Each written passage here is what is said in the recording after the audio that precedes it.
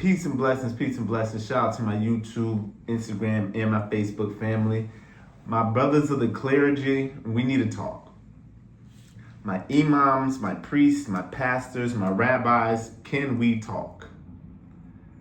Recently, I had an interesting conversation, and with all due respect, because you guys are men of faith, you guys got to come to reality a little bit, right? You got to come to reality a little bit, right? Let's talk about why so few people attend churches, mosques, temples, synagogues, right? Let's be honest and talk about why. Because, I'll be honest with you, most people don't see the benefit, the practical benefit. Yes, there's a religious, spiritual connection, that's great. But when they need something tangible in the real world, it's hard. Let's go over something real quick, right? I was reading this article, right? But first of all, the conversation started, I got a good friend of mine, he's a pastor, and I don't know what denomination, but he was talking and he said, man, you know, this world is just becoming wicked these days. People don't want to believe in God and this and that and the third. And he just went down this diatribe of just saying like, this generation's changed and they don't want to believe in God. They believe in money and cars. I give him that. But I had to stop him and say, well, I don't think it's any more worse than it was before. I mean, I think the main reason why people attended churches, synagogues, and mosques a lot more in previous times is because there were things to receive. Like there was a point where the church was like the Walmart for the black community, that is. You get life insurance there, you can get a job, you can get a trade, you can get a business loan, you can, there's a school there. Nowadays with churches, okay, let's go with this, right? Okay, so let's say, it says 3 out of 10 Americans say they attend religious services every week, right? So that's 21%. Or almost every week is 9%, while 11% report attending about once a month, and 56% seldom, 25% or never, 31% attend, right? So let's see how it goes, right? They said the Mormons are the most observant, which 2/3 attending church weekly or nearly weekly. Protestants, including non-denominational Christians, rank second with 44%, and Muslims 38, Catholics 33, and it keeps going down and down and down, right? Now let's say some of the reasons. 36 fewer Americans attend church weekly in 2020 than in 1993. 48% of Christians believe people they know are tired of typical church experience. 57% of people believe church has no or even negative impacts on communities. 47% of Americans said they belong to a church, synagogue, or mosque, down from 50% in 2018 and 70% in 1999. So pretty much people are not attending churches or putting themselves or mosque or any religious spaces. Once again, and I'm going to give my theory as to why. Okay? And this is just standing from my vantage point. The other day, I was right about where I live, there's a church right across the street from another church. 2 separate churches. And I said to myself, I mean, there's a store across from a store, there's a bank across, but why is there a church across it? Wouldn't you think these churches will work together and say, how about we pull both our congregations together? But I'm gonna explain to you why people don't attend churches and stuff like that anymore. It's almost just a show at this point. If you've seen the Drewski clip, the little skit he made, where it's a show. It's like you go in there, they dress it all up to make you feel like you're in heaven for an hour or two. They play the music, they pass the offering plate, and that's it. That is it. That's really all you're getting. Right? And what even makes it crazier, because if you look back into like the history of the church and I'm a Christian, so I said the church, within especially the black community, that's where it was the end all be all. They had schools, they had banks, they had insurance companies, grocery stores, markets, business loans, home loans. You could get, if a church, I'll tell, if you want to start a church, you want to build your attendance, have a trade program in there. Teach people how to be an electrician, right? Have a construction, do some business loan. Your church will be packed. Packed. But what happened? Let's talk about the faith-based initiative with the whole George Bush, where he kind of deteriorated that church and state type of thing, right? You know how it's always a separation of church and state. And with that faith-based initiative, what it was, and this is after the whole king and all those brothers who came out the church and really helped, okay, I don't want to go too far deep, but when you look back into the black community of America, right, and you look at all the civil rights movements and all the progressive things that we're doing, it really stemmed from the church. So to help destroy the black community, they said, we got to get inside the church. How do we get inside the church? Like I said, with the faith-based initiatives, with George Bush, what they kind of did after they murdered Martin, they murdered Malcolm, and they just wholesale wiped out a lot of black leaders from the church and from the mosque. They then said, okay, we got to make sure that we control what happens in there. How can we make control what happens in there? We're going to make sure that we can fund them. Once again, there's a separation of church and state. So now what happens is the church can get a 501c3, they can apply for grants, they can get tax write-offs, they can get all these things. But the government says, don't upset us. You can have your tax write-offs.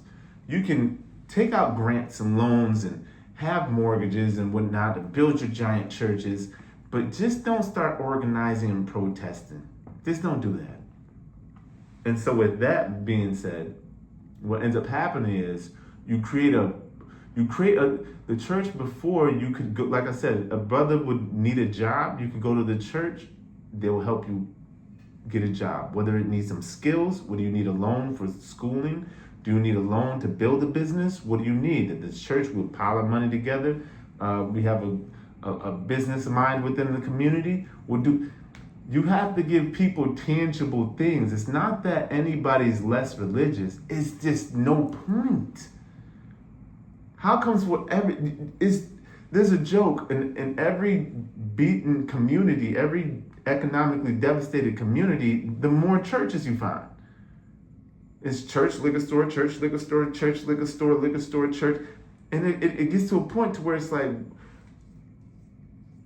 what are these things? And that's how, and once again, that's how you get a lot of economically desperate people, the scammers, they come through that, and all these different type of angles start happening. So I just wanted to say that because we really need a lot of y'all in the clergy to get it together. We do. Because I know I talk a lot about mental health. And even if y'all church y'all had like a yoga center or something, just to help the people minds breathe, a child daycare, so that mothers can go to work, you know what I mean, and not have to worry about where their kids are at in a safe place. But now it's, oh no, you gotta pay. Like the other day I went to this church, right? And I'm telling you, when I looked, I'm not gonna say the name of the church, but when I was there, they gave me a pamphlet. They said, come on our website. All it is just like, we're taking a trip here, a camping trip there, festival, cookout. That's great. You know what I mean? We're celebrating someone's birthday. That's great. But at the end of the day, can you do something for the people? It's really that simple. Once again, in the civil rights movement, the people at the head of it were all from the church. What happened? What happened?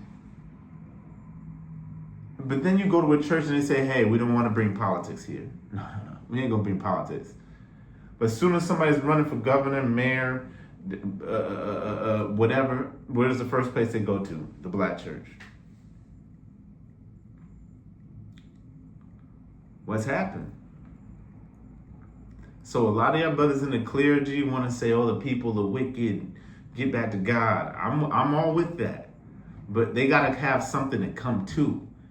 Because they're not going to go inside that church or in that mosque or that masjid or that synagogue, that temple, and give their hard-earned money if they're not getting anything back for it. You need to create some structural incentives. It's that really that simple. Oh, it's the rap music. Well, then why would the rap music so easily taking control of the community? Because there was no one there to stand guard. None. You see T.D. Jakes, he was with Diddy. Bishop Eddie Long. You see Kirk Franklin trying to fight outside of a concert. Kirk Franklin was really about to fight outside of a concert. Who else we got? We got the Joel Osteens with the mega church, and the hurricane hits Houston, Texas? And he says, lock all the doors, don't let anybody in. Your church is like a Super Bowl field, and people need some shelter, and you're saying, and it all started with that prosperity church. All that prosperity preaching. And it lost track. So as far as, especially in our community, the black community, I would really, really appreciate it if the brothers of the clergy, once again, my rabbis, my imams, my priests, my pastors, my spiritual leaders, we really need y'all. Not even because if you could take that spirituality and add it with the economic incentives, it could create something great. Even though the powers that be right now they're not trying to have that. So maybe we need to create something different for that. You know what I mean? That's the reason why Marcus Messiah Garvey was so big with the UNIAU, because he didn't add religion to it. But once again, like I'm saying, a lot of y'all have to come to realization, until the spiritual spaces get back to real activism, real community, and really building, no one's coming. I've seen the guy that I was talking to, their church is going through financial problems. They like, we own some land over here and land over here. And I'm like, okay, you owning land, but like, what is the land? Why do you own that? It gives, I'm not going to accuse nobody of nothing, but it just comes across like, how does owning land helping your people, your congregation? So maybe someone can tell me that, but how does owning land? How about you own some businesses so you can give your congregation? You give your people in your congregation jobs? Do you understand how many people are going to sign up? But once again, to the clergy, stop blaming the congregation. Stop blaming your people. Stop blaming your people who attend your mosque. When the government allowed you guys to get grants, and so you didn't have to worry about your congregation donations so much. You can go and apply for a grant, open up a church, get this big building, use the 501c3 to get you a nice car, a couple suits, claim yourself as the head of it, write a salary for yourself, make your wife the assistant, and have your brother, the deacon, run this part, and you guys, and the government's funding it. So once you have those type of conflicting situations, because guess what happens, right? Say there's a pastor who comes out and he's getting these grants and he wants to fight against police brutality. They're gonna start saying, hey, you know them grants we giving you? We're gonna cut those. Because at the end of the day, the politicians are just nothing but the middlemen between us and the elites. You guys, it's a wicked game. It's a wicked game, but I had to say that. Hopefully you're having a good day. I hope you're about to have a good day. But I really want to reiterate that part one more last time. To my brothers of the clergy, we got to get back to. I do believe having a spiritual element is a key piece to helping the community. You need that. Because if you don't have that, it's going to be hard for people to want to reach a new, higher level of thinking. We're all down here on low vibration. Most of the black men in the community want to be a rapper or a sports athlete. Why? Why is that? Because that's all they see is on TV. You grow up watching that, but if you could, if all these churches and all these mosques and these masjids and synagogues, wherever they're at, if they could start creating a different reality, just a different reality, different priorities, you're already amongst the people. You know what I mean? And really doing real stuff. But once again, the look, the people want the nice car, this and this. Who cares what your church look? This is the last thing, right? Who cares what your church looks like if you're not doing nothing for nobody? You got a lawn service, the building looks brand new, this and that. I don't care if the building was raggedy, but it was actually having real services for people. You know what I'm saying? Really giving trades. Back in the 50s, 60s, 40s, they would literally, you could go to church and get a trade. Come out there, a full electrician provided by the church, and you would donate to the church because they helped you get that trade. And so then the next guy gets help, and they build an ecosystem. But it's gonna be hard. I gotta get out of here, guys. I got some stuff I gotta do. But hopefully y'all can think about that, because it's getting to the point to where when people hear pastor, imam, they start thinking scammer. Like it's that bad. And y'all have a responsibility in rebuilding that brand. And you can do that easily just by giving people something, even, like I said, even something simple as yoga, free yoga classes. You know what I'm saying? Help the homeless. How do you have a giant church and it's nothing but homeless people outside? Creflo Dollar has a giant church right here in Edgewood. Is it Creflo Dollar? The homeless is just out there. And it's like, dude, who is even... And you want some people to... give it another generation or two, the way it's going, it's over. No one's going. No one. It's just going to be you and the government just standing there because they want to stop black progress. But anyway, I got to run. I got some more stuff to talk about tomorrow. That's what I'm thinking. But hopefully y'all can take that in stride. And yes, once again, I'm not trying to tell anybody not to go to church or not go to the mosque. I do honestly believe everyone needs some type of spiritual system. You know what I mean? Some type. I also had a conversation with a friend of mine, and he's really bitter with religion. I could tell.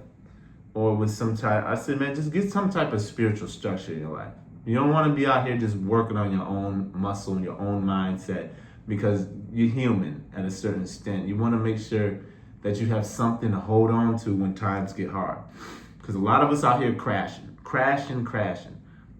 And you need something that you could just say, let me hold on to this. This is why I would never tell, last thing.